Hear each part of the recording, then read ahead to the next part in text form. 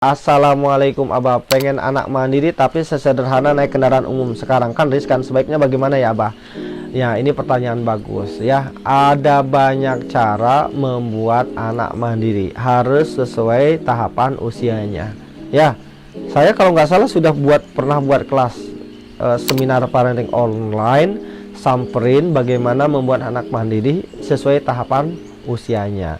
Jadi ketika anak kita disuruh untuk naik kendaraan umum sendiri, itu adalah salah satu cara. Bahkan naik KRL, naik bus umum, naik angkot, itu adalah cara yang bagus. Tapi itu cara supaya anak kita mandiri di luar rumah.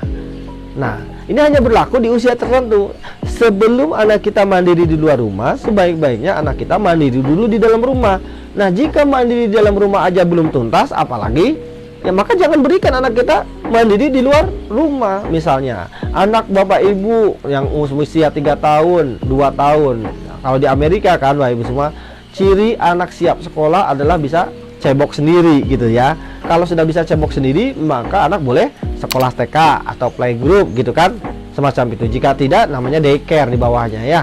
Nah, kalau anak belum cebok sendiri, ya tidak disekolahkan. Misalnya begitu, ya standarnya. Atau misalnya, kalau anak bapak ibu beresin kamar sendiri aja belum bisa, ngapain disuruh naik angkot kan itu? Nah, untuk naik angkot itu usul saya ya kira-kira anak bapak ibu kalau sudah SMP. Anak SD ya nggak bisa, jangan. Anak-anak saya sendiri setelah SMA baru dibilang, kalau SMP masih diantar kalau anak saya. Tapi setelah SMA, semua anak saya, setidaknya 3 anak saya yang sudah SMA dan 2 kuliah, dari sejak SMP saya informasikan dari sejak kecil, nanti kalau kalian SMA tidak diantar oleh supir, oleh orang tua, kalian harus berangkat sendiri ke sekolah. Mau naik sepeda boleh, naik angkot boleh, dan tidak boleh naik Gojek, harus sendiri ya. Kenapa tidak boleh naik Gojek? Karena di dalam syarat ketentuan Gojek itu sudah jelas disebutkan untuk menggunakan jasa atau layanan ini Anda minimum berusia 18 tahun.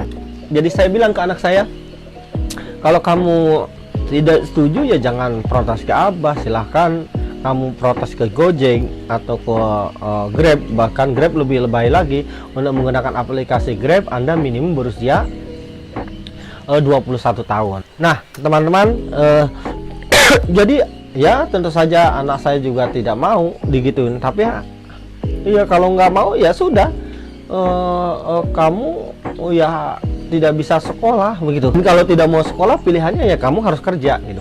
Dan kalau udah kerja tidak boleh tinggal di rumah ya ibu gitu, mau laki-laki mau perempuan. Nah, awal-awal naik angkot, anak pertama saya ingat Teteh Salma, seminggu pertama dia mewek, nangis, protes, Abah bau di angkot, Abah banyak preman, Abah ada yang malak, Abah ada maling, wah macam-macam. Lalu saya bilang, itulah kehidupan. Tahu nggak nak, orang-orang setiap hari begitu. Ayah, Abah lagi menyiapkan Teteh jadi perempuan tangguh. Ya, awal-awal dia turunnya jauh dari sekolah karena malu dilihat teman-temannya, takutnya kan gitu. Sementara teman-temannya semua diantar naik mobil kendaraan. Dan setelah anak saya 21 tahun sekarang kuliah, jauh dari orang tua, ya dia tidak banyak mengeluh, dia lebih tangguh ya. Dia benar-benar bisa menjadi anak-anak yang survive mandiri insya Allah. Dia tidak minta mobil, tidak minta motor ya. Dia kemana-mana ya biasa saja, naik angkot, naik kendaraan, naik bus, dan jalan kaki berkilo-kilometer. Lalu saya bilang, kalau kalian kuliah di luar negeri, ketika Abah di Jerman ya, kemana-mana jalan kaki ya, ke halte bus terdekat bisa 3 kilo ya, bulak balik 6 kilo gitu kan, lalu ngejar ke stasiun ya, dan seterusnya. Ya orang Jerman mungkin pantas saja lebih sehat, jadi sehari bisa jadi jalan 10 kilo.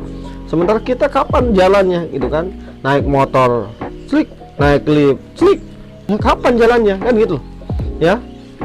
Satu-satunya rutinitas jalan mungkin sebagian orang kita adalah saat tawaf di mall kan gitu ya, kira-kira gitu ya. Jadi kalau mau mendidik anaknya untuk mandiri dengan naik kendaraan umum, harus lihat usianya begitu ya. Tidak bisa kalau anak SD nggak bisa. Kalau naik sepeda gimana anak SD? harus lihat jaraknya. Kalau misalnya jalanannya bukan jalan raya, hanya jalan kompleks itu ya dibolehkan ya. Misalnya sejak anak bapak ibu kelas 4 SD ya, tetapi itu pun harus di training dulu gitu, di training dulu sama bapaknya, cara menyeberang jalan bagaimana, cara belok bagaimana ya. Ketika saya di Jerman atau bahkan bapak ibu di Jepang ya, anak-anak ke sekolah tuh kan ada trainingnya dulu. Di Jerman bahkan ada SIM khusus untuk sepeda buat anak-anak ya, yang dikeluarkan oleh Pemkot setempat supaya paham safety gitu ya, seperti itu.